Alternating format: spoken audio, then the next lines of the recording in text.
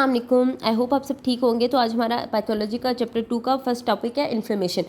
ये favourite most question है हमारे पास एग्जामिनर्स का। अच्छा, सबसे पहले बात आ जाती है कि हम लोग इसकी डेफिनेशन पढ़ लेते हैं।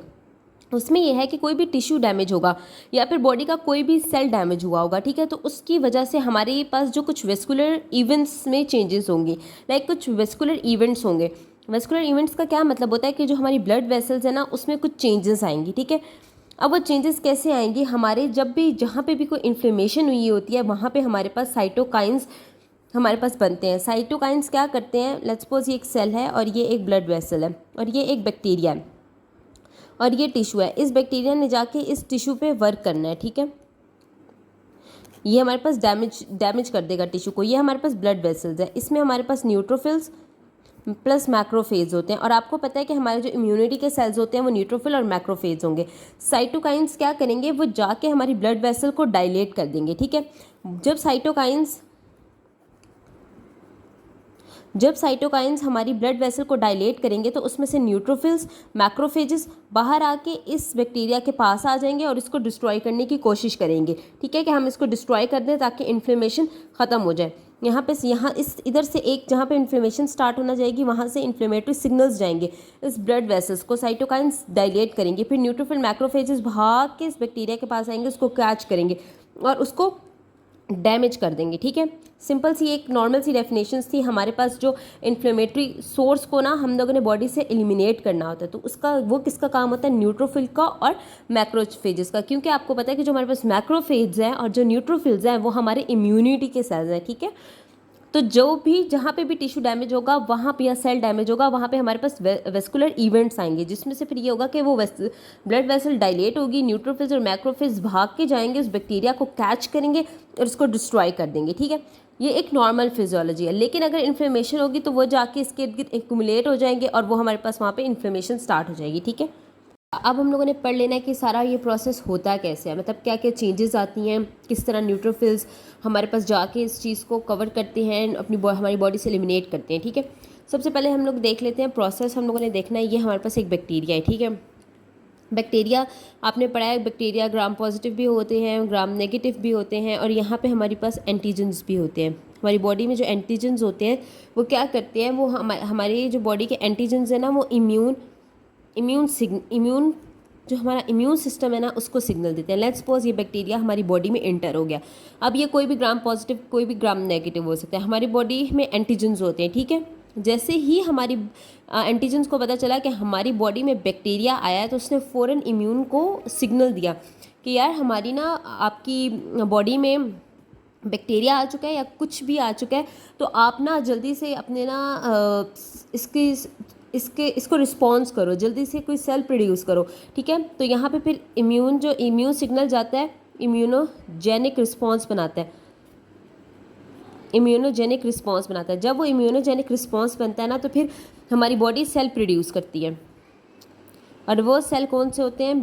बी सेल और टी सेल। आप लोगों ने पढ़ा होगा, बी सेल और टी सेल। नहीं पढ़ा तो हम लोग नेक्स्ट सिस्टम्स में पढ़ लेंगे। क्या होता है कि एक प्रोसेस है, उसमें क्या होगा कि जल्दी से हमारे पास एंटीजन कवर करेंगे कि यार इम्यून को सिग्नल देंगे कि यार जल्दी से बीटा सेल और टी सेल बनाओ, क्योंकि ना हमारी बॉडी में बैक्टीरिया अटैक कर चुका है, ठीक है, तो इम्यून बनाओ उसके रिलेटेड, ठीक है। तो ये एक नॉर्मल प्रोसेस है। अब क्या होता है कि लेट्स सपोज ये हमारे पास ये हमारा सेल है, ये बैक्टीरिया इंटर हो चुका है। अब बैक्टीरिया ने ना दो चीज़ें हमारे पास करनी है, वो दो चीज़ों को डैमेज करेगा। लेट्स सपोज हम यहाँ पे बना लेते हैं कि ये एक टिश्यू के सेल हैं, ठीक है, और इनके इर्द गिर्द ना मास्ट सेल्स भी पड़े होते हैं। मास्ट सेल्स बहुत इंपॉर्टेंट है, ये याद रखना बहुत इंपॉर्टेंट है कि उसके इर्द गिर्द मास्ट सेल्स भी पड़े होते हैं। अब क्या होगा कि ये जो हमारे पास मास्ट सेल्स है ना, ये सबसे पहले तो ये आएगा बैक्टीरिया, ठीक है, इसने हमारे मास्ट सेल्स को भी अटैक करना है, साथ साथ उसने क्या करना है, हमारे जो टिश्यूज़ के सेल है उसको भी डैमेज करना है। सबसे पहले हम लोग पढ़ लेते हैं कि इसने मास्ट सेल को कैसे डैमेज करना है। मास्ट सेल्स की हम लोग पहले पढ़ लेते हैं। अच्छा, अब क्या होगा कि जैसे ही हमारे पास ये जो बैक्टीरिया है ये हमारे पास मास्ट सेल्स पे आएगा, ये आके ना हमारे मास्ट सेल्स को एक्टिव कर देगा। मास्ट सेल्स के ऊपर यहाँ पे कुछ रिसेप्टर्स पड़े होते हैं, ठीक है, यहाँ पे रिसेप्टर पड़े होते हैं। जैसे ही एंटीजन आएगा हमारे पास, सिग्नल लेके कि यार बैक्टीरिया आया, जल्दी से कुछ करो, एंटीजन आएगा मैस्ट सेल पे, जो रिसेप्टर पड़ा होगा उसके साथ बाइंड हो जाएगा। ठीक है, पहला प्रोसेस तो हो गया बाइंडिंग का। फिर क्या होगा कि एंटीजन के हमारे ये जो मैस्ट सेल है इसके ऊपर एक ये रिसेप्टर पड़ा होगा, एक ये रिसेप्टर पड़ा होगा। जैसे ही ये एक रिसेप्टर एक्टिवेट होगा वो दूसरे रिसेप्टर के साथ मिल जाएगा, दूसरे रिसेप्टर को भी एक्टिवेट करेगा, तो उसको कहते हैं एग्रीगेशन। सबसे पहले बाइंडिंग होगी, फिर एग्रीगेशन होगी। मैस्ट सेल में क्या होता है, बैक्टीरिया आया, बैक्टीरिया इंटर हुआ, एंटीजन ने सिग्नल दिया मैस्ट सेल को कि यार बैक्टीरिया इंटर हो चुका है, तुम्हारे पास आने लगा है। फिर एंटीजन फौरन रिसेप्टर के साथ बाइंड हो जाएगा, तो उसे हम बाइंडिंग कहेंगे। ठीक है, फिर वो जो रिसेप्टर एक एक्टिवेट हुआ उसने दूसरे को जाके एक्टिवेट करना है कि यार मेरे साथ एक्टिवेट हो, हमारी बॉडी में बैक्टीरिया आ चुके हैं, हमने उसको डील करना है। ठीक है, तो वहाँ पर हमारे पास एग्रीगेशन, ये जब दो रिसेप्टर बाइंड होंगे तो एग्रीगेशन हो जाएगा। अब क्या होगा कि जब ये चीज़ें हमारे पास आएंगी तो एट द स्पॉट उसी मैस्ट सेल में हमारे पास फिर हिस्टामाइन, हमारे पास ल्यूकोट्रिन्स, हमारे पास प्रोस्टाग्लैंडिन्स, ये बनेंगी। ये तीन चीज़ें हमारे पास बनेंगी। ये बनेंगी कैसे, मैं आपको नेक्स्ट समझाती हूँ, लेकिन ये आपको प्रोसेस समझ आ गया। ये तीन चीज़ें उस टाइम बन जाएंगी हमारे पास। जैसे ही एग्रीगेशन का प्रोसेस होगा ये चीज़ें बनेंगी, क्योंकि इन्होंने आगे वर्क करना है हमारी बॉडी पे। ये हमारे पास सेल मेम्ब्रेन, ये जो हमारे पास ये जैसे एक मैस्ट सेल पे काम किया, उसके बाद हमारे टिश्यू के जो सेल पे काम करेगा ना, उसमें हम लोग ये पढ़ेंगे कि ल्यूकोट्रिन्स कहाँ से बने और प्रोस्टाग्लैंडिन कहाँ से पड़े।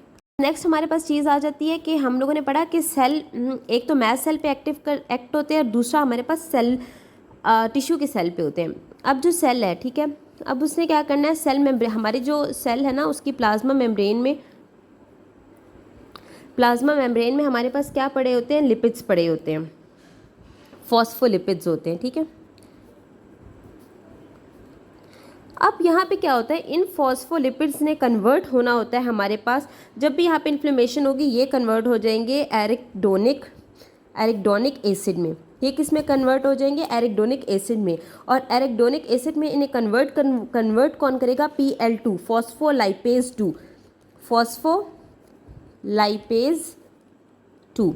यहाँ पे क्या हो रहा है कि सेल की प्लाज्मा मेम्ब्रेन में लिपिड्स पड़े होते हैं। जैसे ही इन्फ्लेमेशन आती है, जो फॉस्फोलिपिड्स होते हैं ये अपने आप को इन्फ्लेमेशन आती है, कन्वर्ट हो जाते हैं एरिडोनिक एसिड में। एरिडोनिक एसिड में इनको कन्वर्ट कौन करवाता है, उनको फॉस्फोलाइपेज 2 करवाता है। ठीक है, और अब हमने ये देखना है कि एरिडोनिक एसिड, मैंने जैसे पीछे बताया था कि मैस्ट सेल में हमारे पास तीन चीज़ें बनती हैं, ल्यूकोट्रिन्स और प्रोस्टाग्लैंडिन। सबसे दो चीज़ें हम यहाँ पे पढ़ लेते हैं। ये जो एरिडोनिक एसिड है ना, ये आगे जाके दो चीज़ें बनाता है। ये हमारे पास ल्यूकोट्रिन बनाएगा और दूसरा हमारे पास प्रोस्टाग्लैंडिन्स। यहाँ पे हम पढ़े थे कि हमारे पास एरिडोनिक एसिड से हमारे पास ल्यूकोट्रिन कैसे बनता है। तो यहाँ पे हमारे पास एंजाइम होता है लाइपोपैरोक्सीजेनेसिस। ये हमारे पास क्या बनाता है, नेक्स्ट ल्यूकोट्रिन बनाता है।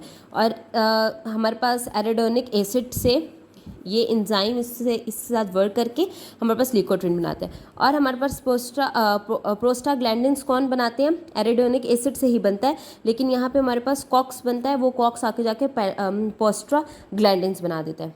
सिंपल सी ये चीज़ थी कि सेल में प्लाज्मा मेम्ब्रेन में लिपिड्स होते हैं, फॉस्फोलिपिड्स, वो क्या करते हैं, जैसे इन्फ्लेमेशन आती है वो ब्रेक डाउन होते हैं एरिडोनिक एसिड में, और उन्हें कन्वर्ट कौन करता है, फॉस्फोलाइपेज 2 करता है। और हमारे पास एरिडोनिक एसिड से दो चीज़ें बनती हैं, ल्यूकोट्रिन और फॉस्फोग्लैंडिन। ठीक है, फॉस्फोग्लैंडिन हमारे पास इसके आगे दो चीज़ें होती हैं, कॉक्स से बनता है, और एरिडोनिक एसिड में हमारे पास ल्यूकोट्रिन कौन सा बनता है, हमारे पास लाइपोपेरोक्सीजेनेसिस की वजह से। ठीक है, अच्छा, अब हमने पढ़ना है कि जैसे मैंने आपको पीछे बताया कि बैक्टीरिया आता है तो न्यूट्रोफिल कैसे जाते हैं, ब्लड वेसल डायलेट होती है कैसे होती है, तो अब हमने वो प्रोसेस पढ़ना है कि वो डायलेट कैसे होती है। ये मैंने पहले ही बना लिया है, ये सेल है, ठीक है, ये टिश्यू है, ठीक है। अब और ये हमारे पास ब्लड वेसल्स है। ब्लड वेसल्स के अंदर ये आपने हमेशा याद रखना है कि ब्लड वेसल्स के अंदर हमारे पास एंडोथीलियल सेल्स होते हैं, ठीक है। अच्छा, अब उन्हीं एंडोथीलियल सेल्स के दरमियान अंदर हमारे पास एक छोटी सी ग्लैंडुलर्स टाइप के स्ट्रक्चर्स होते हैं जिसे वीवल बॉडीज़ कहते हैं, ठीक है। और उन्हीं एंडोथीलियल सेल्स के ऊपर रिसेप्टर्स पड़े होते हैं जिनका नाम होता है पी सिलेक्टिव रिसेप्टर्स, और एंडोथीलियल के आगे पी रिसेप्टर्स पड़े होते हैं, ठीक है। अब क्या होता है, और इसके यहाँ पे हमारे पास नोजी रिसेप्टर्स भी पड़े होते हैं। नोजी रिसेप्टर ये नेक्स्ट मैं आपको बताती हूँ। ये हमने स्ट्रक्चर देख लिया कि ब्लड वेसल्स में एंडोथीलियल, पहले ये स्ट्रक्चर समझेंगे तो अगली बात समझ आएगी। एंडोथीलियल होते हैं, एंडोथीलियल के अंदर ग्रैनुलर है, छोटे छोटे स्ट्रक्चर्स और ग्रैनुलर्स होते हैं जिसे हम वीबल बॉडीज़ कहते हैं। बाहर हमारे पास पी सिलेक्टिव प्रोटीन्स होती हैं, और ये सेल और इसके दरमियान, ब्लड वेसल के दरमियान जो स्पेस है उन्हें उसे इंटरस्टिशियल स्पेस कहते हैं, ठीक है। अब क्या होगा, हमने जैसे पीछे पढ़ा था कि हमारे पास जब मैस्ट सेल एक्टिवेट हो रहे थे तो हमारे पास हिस्टामाइन थी, हमारे पास हिस्टामाइन थी, लिकोट्रिन्स थे और प्रोस्टाग्लैंडिन्स थे। अब ये हिस्टामाइन क्या करेगी, ये हिस्टामाइन जाएगी हिस्टामाइन जाके इन सेल्स को एक्टिवेट कर देगी, इन रिसेप्टर्स को एक्टिवेट करेगी। जब हमारे पास ये रिसेप्टर एक्टिवेट्स होंगे तो क्या होगा कि ये जो हमारा एंडोथीलियल है, ये लेट्स बोल एंडोथीलियल है, ये कॉन्ट्रैक्ट होगी, एंडोथीलियल कॉन्ट्रैक्ट होगी। जैसे ही एंडोथीलियल हिस्टामाइन के इधर जाने की वजह से एंडोथीलियल के आगे जो रिसेप्टर पड़े हैं, ठीक है, ये वाले रिसेप्टर नहीं, पी सिलेक्टिव नहीं, आगे जो पड़े हैं, हिस्टामाइन जाएगी इधर जाके इनको एक्टिवेट करेगी रिसेप्टर्स को। ये रिसेप्टर्स क्या करेंगे, एंडोथीलियम को, हमेशा याद रखिएगा हमारी हर ब्लड वेसल में एंडोथीलियल सेल्स ही होते हैं, जाके कॉन्ट्रैक्ट करवाएगी। जैसे ही एंडोथीलियल कॉन्ट्रैक्ट होगी, एंडोथीलियल साइज़ में छोटी हो जाएगी, साइज़ उसका स्मॉल हो जाएगा और उसके दरमियान स्पेस बन जाएगी, ये स्पेस बन जाएगी। इसको हम लोग कहते हैं एंडोथीलियल सेल डिसरप्शन। बुक में ये टर्म लिखी होगी। इसका मतलब होता है कि जब हमारे पास एंडोथीलियल कॉन्ट्रैक्ट होगी तो हमारा साइज़ छोटा हो जाएगा और स्पेस, इन दो सेल्स के दरमियान स्पेस बन जाएगी। समझ आई, हिस्टामाइन ने जाके ये प्रोसेस करवाया। अब क्या होगा कि जो साइज़ तो हमारे पास छोटा हो गया, अब हमारे पास ये स्पेसेस बन गई। यहाँ पे हमारे पास इंटरस्टिशियल स्पेस है और यहाँ पे टिश्यू है। हम लोग मोस्टली हम देखते हैं कि हमारे जब हमें कोई भी इन्फेक्शन हुई होती है, कोई भी इन्फ्लेमेशन हुई होती है तो वहाँ पे एडिमा होता है, ठीक है। अब वो एडिमा कैसे होगा, यहाँ पे तो देखें हमारे पास स्पेस बन गई, तो यहाँ का जितना भी फ्लूइड था वो सारा इंटरस्टिशियल स्पेस में आ गया, तो यहाँ पे हमारे पास बन गया एडिमा, क्योंकि स्वेलिंग हो गई है हमारे पास, क्योंकि सारा इंटरस्टिशियल, हमारे पास जितना भी इंट्रासेलुलर फ्लूइड था वो सारा हमारे पास इस इंटरस्टिशियल स्पेस में आके अकुमुलेट हो गया, तो वहाँ पे उस जगह पे हमारे पास एडिमा हो गया।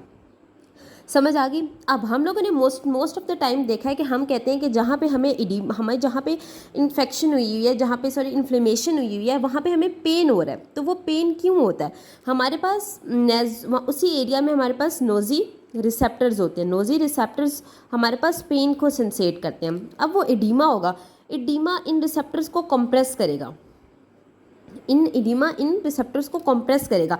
जब उन पे जोर लगेगा, दबाव लगेगा, तो वो स्टिमुलेट होंगे, तो जब वो स्टिमुलेट होंगे तो हमें पेन फील होगा, ठीक है। तब हमें फील होगा कि हमें पेन हो रही है। तो ये एक प्रोसेस है।